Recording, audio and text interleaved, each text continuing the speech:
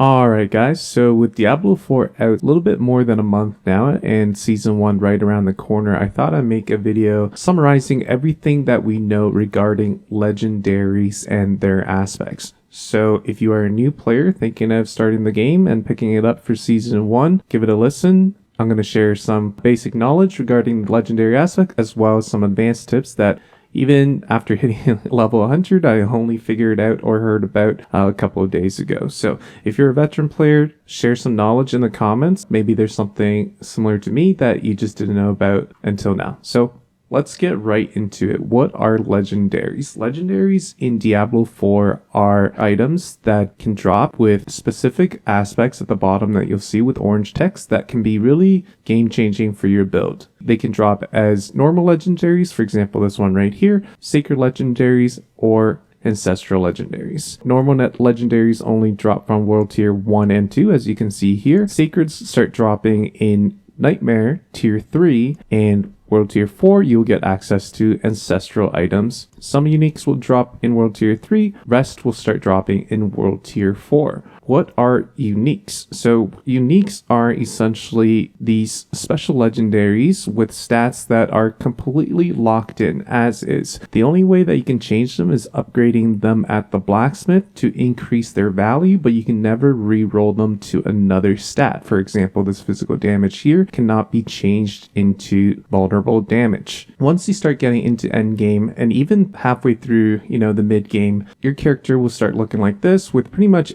every slot a unique or legendary. With that being said, now that we know what uniques and legendaries are, let's talk about where to actually find them. Now, as you can see, when I hover over a legendary, they say account bounce. So they are not tradable. Now you are able to transfer it to your stash in town, pass it to your alts that way. Best way to find them is definitely through Helltides, and Helltides are a open world event with monsters that you slay throughout the open world that drop these pink cinders. Once you collect enough cinders, you can run to these special chests that cost cinders to unlock, and they will have a chance to drop legendaries. Another way to get legendaries is through Tree of Whisper. Tree of Whispers is another open world system in Diablo 4 where if you do certain activities, for example clearing this dungeon, you'll get 5 favors. Once you accumulate up to 10 favors, you will get a cache. When you open the cache, there is a chance for legendaries. Another event that you can get legendaries from is world bosses. After you kill a world boss, they have a chance to drop some legendaries as well as also another cache that you can open to get legendaries. Another fantastic way to get legendaries is just running normal dungeons. It is one of the easiest way to farm legendaries. However, after Blizzard buff Nightmare dungeons, which are basically stronger version of dungeons with higher monster levels with specific affixes on the dungeons to make them harder. Once you clear it, it will always guarantee a legendary. Another great thing about that is it has a great chance of finding a unique as the reward at the very end of the dungeon. So if you are farming for a specific unique, I would recommend giving Nightmare Dungeons a shot. So another way to get legendaries is gambling in town with your Obols. Obols are these currencies that you get by doing open world events. You'll see them appear as these orange round circles. Once you complete them, they will spawn a chest that you can open and give you some Obols. To increase your Obols to the maximum 1000, you have to go through the renown system. At the end of the renown system, you will see 80 max Obols. So you do that for each region. If you go to the vendor here, it'll show up as a little question mark bag, and you can see all the items that you can gamble with. But let's say I am currently looking for a chest, for example. I can just spend some Obols, and there you go. On the third one, I got a ancestral legendary chest. One thing I want to mention when you are gambling for legendaries at the vendor here is that you need to be a certain player level to be able to receive sacred or ancestral versions of legendaries. So To actually get Sacred, you need to be a minimum player level of 53, and to get Ancestrals, you need to be player level 73. Now, why does that matter? Well, outside of Sacred tend to have higher numbers across the board when it comes to damage and armor, as well as even higher numbers that you can get on Ancestral. The affixes on them can also roll higher. Now, there's little caveats here and there, but that's kind of just the general idea, but that's not actually where it's important when you are looking for legendary, since most likely you're not going to find a legendary with all the correct affixes already. What does matter is when you are specifically looking for, let's say, a power that actually has a flat number. So if your build requires an aspect that has a flat number, let's just say you need this one, well, on a normal version you can see it is a measly 121. I upgraded this one, but even at a base level before upgrading, it was at, I believe, 532. So that's when it really matters. Now, when you are looking for a power that has a percentage number, in that case, it really doesn't matter if you go for a Sacred or Ancestral. You can literally find a normal legendary with perfect percentage. Let's say if this was 40%, you can find that on a normal legendary. Now, I also want to show you guys this site. It is Diablo4.life, and it lets you search exactly the aspect that you're looking for and what is the best piece of gear when you are gambling with your Obols to most likely receive that legendary aspect. Let's say you are looking for Disobedience, and you can filter by your class, but at the bottom here, the most optimal item to gamble is pants on a Necromancer. Certain classes have certain specific legendaries aspects tailored to that class, and Necromancer might have the least amount of aspects on the pants slot, so you're just likely to hit that more. You can of course use a site like, Diablo 4 builds, go through the aspects manually. As you can see, I would recommend this site. It will tell you kind of what is the best slot when you're looking for a specific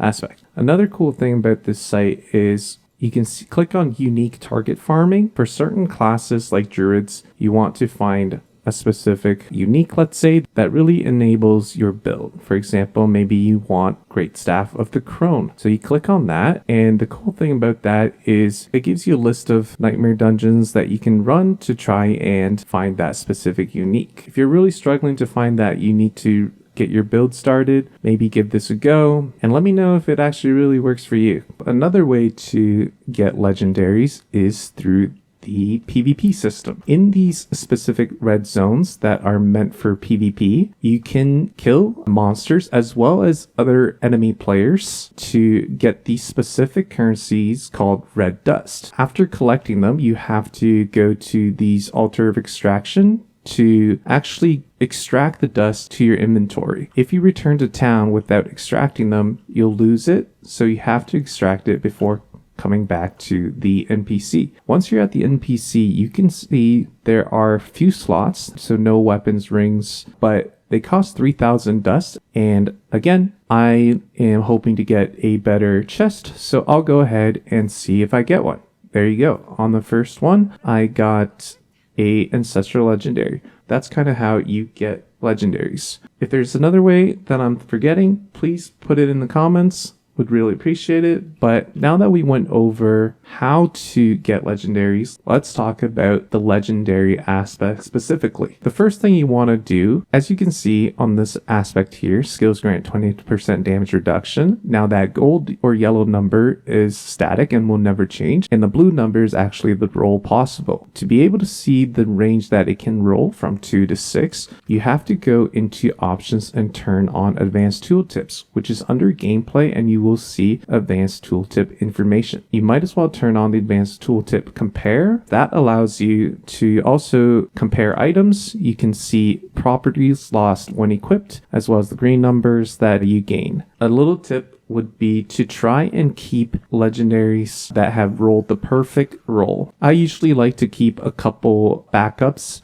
in case that you find a item that you upgrade and want to put in legendary aspect on. Generally, I like to, as you can see, might have a hoarding problem, but anything with the max roll is a good idea to keep until you have a couple of them, and then you can start either salvaging them or even selling them. Next tip I have is when you are leveling and trying to get your character going, I wouldn't try to imbue legendary aspects that often, because in a couple of levels you'll just find gear that is much stronger than your current gear. Once you start entering into the mid game, however, you can start throwing on some legendary aspects to get you going. So now that we know what legendaries are and where to find them, let's talk about what you do once you do find one. What you will need to do is go to one of the big cities and go to the cultist. Here you will be able to extract the legendary powers that you find, and it will cost some gold. A little note about that is, as you can see, this is a legendary, 57,000 gold, a sacred version, 177,000 gold, ancestral version, 430,000 gold. So they do increase as their tiers go up. Basically, after clicking extraction, it will go to your aspect inventory.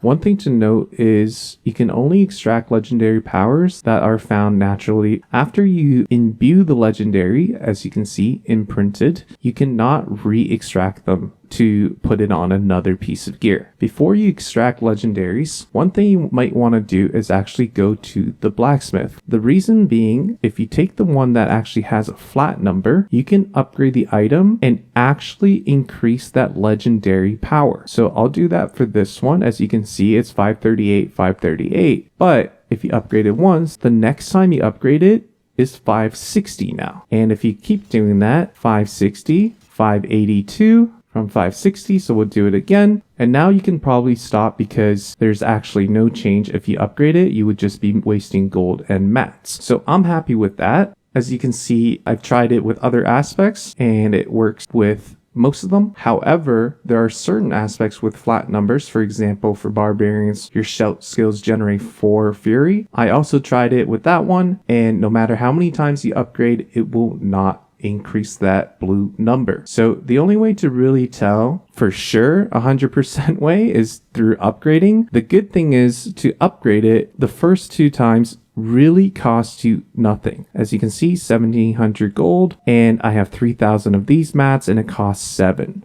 But most of the ones that have a flat number will be upgradable, as well as even a aspect, for example, like this. This is more of a hybrid where it has a flat number and a percentage sign. I tested it with this one, and you are also able to increase the flat number part of your legendary aspect. I think that's my final tip regarding extraction. So what do you do now? You can go back to the occultist and put it onto your gear. It is not possible to put it on white or blue gear. It won't let you do that. It can only be put onto rare gear. So I'm going to show you how to actually imbue it. On the first tab, it says Imprint. I keep saying imbue, but Imprint, I guess, is what it's called. And once you put your item at the top slot, you have 2 ways to add legendary powers to it. You basically go into your aspect inventory, put in the one that you want. It'll even give you a preview of what it would look like after accepting this imprint. As you can see, it will cost you some gold. It costs materials from salvaging legendary weapons. It would be different for armor.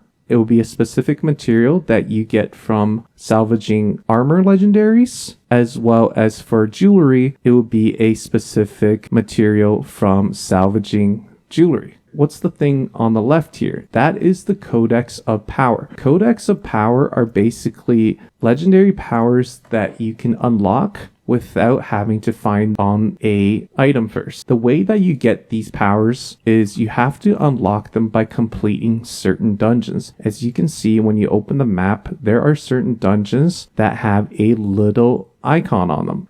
So once you have the dungeon completed, the power will be automatically added to your codex. And now you can use this and imprint it on a rare item, and you can do it an infinite amount of time. And once you have that, slot your item that you want to imprint with, click on your Codex of Power, and go ahead, select the ones that you want. And again, it will give you a preview and the cost. One thing to mention about the Codex of Power is that it will always give you the absolute minimum possible roll on that legendary aspect. So it is definitely a way just to get your character running. You will likely be replacing them fairly quickly. One hotfix that happened recently is these flat numbers used to match with your player level. So at level 100, this flat number here would be insanely high. That was not intended. Now it matches with the item level that you are trying to put it on. So for example, this one here, on an item level 675, it would do 2155. However, if you put it on a 588, it will only do 1211. So another thing to mention that is very important, when you have a two-hand item, for example like this, if you put any aspect in it that is available to be slotted into a weapon, it will automatically take that percentage, it will double it. It will do this with percentage numbers as well as non-percentage numbers. It would always give you a 2 times multiplier. As well as if you have a amulet, it will get 1.5 times increase, 50% increase. Where was that thorns one again? 40%, and now it's a 60%. Everything else other than your two-hand weapon and your amulet will get no bonuses. Generally speaking, you want to put your absolute most important aspect onto your two-hander, and then the next level in terms of priority onto your amulet. One thing to note about imprinting these aspects is the Codex of Power will have a cost that is actually much higher than if you were to use one from an inventory. For example, this one here will cost you 24 of these materials that you get from salvaging weapons, and as well as 430k gold. Whereas if you grab one from your inventory, so 24 for 30k gold, it's actually 8 and 71k gold. So that's actually quite a big difference in terms of material and gold. Another tip, before you actually accept your imprint onto your new item, pay attention to the level requirement. For example, I have this level requirement 100, but if I put on a require level 43 aspect on there, it will not change. It will stay level 100. I believe what it does is it will always take the highest level requirement, whether it's from your aspect or from the item that you're trying to put it onto. Now, if we try to flip this and do the opposite, for example, this weapon here only requires level 43, but let's put on a aspect that says requires level 84, it will bump it up from 47 all the way up to 84. So if you are leveling and let's say you have some yellow rares on your gear that you want to put an aspect on and you're thinking, oh, it's on my character already, I'm fine. However, these legendaries, if they are higher level than you currently are and you extract it and imprint it, you might not be able to use that gear. So always double check the preview window to make sure the level requirement at the bottom here is under your level. Final tip I have about imprinting legendary powers onto your rares is always do it after you have rolled your item. When you take it to your occultist, you can take an affix and select one of them that you do not want. But let's say I don't want all stats. You're able to spend some materials as well as gold to change that into a different affix. If you imprint it with a legendary aspect, it will turn this rare into a legendary, and the cost associated with that at the bottom will increase. So when you're re-rolling an affix off of a legendary, you will see it will increase from 2 material to 3. I want to add another material that is required called Fiend Roses, a special material that can only be found during Helltide. You can get these materials from random Fiend Roses that spawn on the ground, as well as I believe through just chest and killing special Helltide monsters. So you generally want to re-roll the item on your rare first before adding on the aspect. So the reason that the gold is high here is because I've been re-rolling this one before, but let's say even if I find one legendary that has never been rolled before, as you can see, the gold cost and the material cost is much higher. By the time that you get into endgame, the big material that you will need is called Forgotten Souls. And the only way that you can actually get these is during the Helltide events. And you can see it is used to increase sacred and ancestral items, as well as when you want to re-roll some affixes. So that's kind of the main one that you definitely want to farm. Finally, you are going to get a lot of legendary aspects that is either low in terms of the roll, or it's just a legendary aspect that you do not need for your build. Unless you're testing various builds like me, I like to hoard them and put it to a mule. I would suggest go ahead and salvaging any of those extra legendaries. The reason that you want to do that is it will cost these rare materials that you can only get from salvaging whether armor, jewelry, or weapons. So definitely a good idea to just salvage the ones that you do not need. So I think that concludes everything that you should know about legendary aspects. Let me know in the comments if there's any tips and tricks that I might have missed regarding legendary aspects. And yeah, appreciate you sticking around if you've made it to this part of the video, and stay tuned for more Diablo 4 content. If you like this type of content, please make sure to subscribe and give it a like. Always helps. I appreciate that. So thanks, and I'll see you guys next time.